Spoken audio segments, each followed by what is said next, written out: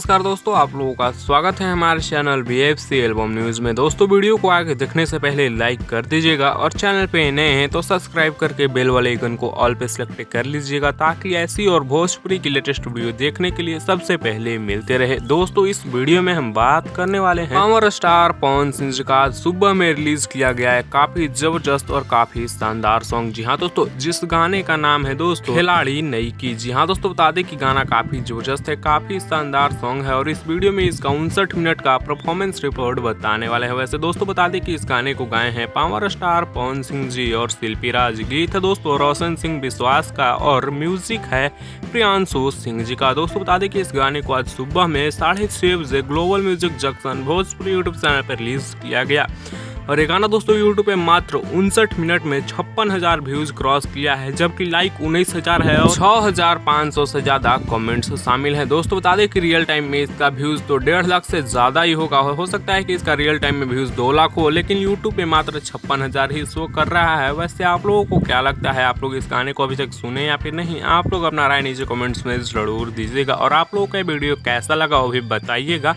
Video पसंद आया होगा तो लाइक शेयर सब्सक्राइब जरूर करिएगा। मिलते हैं आप लोगों से जल्द ही नेक्स्ट वीडियो नए न्यूज के साथ।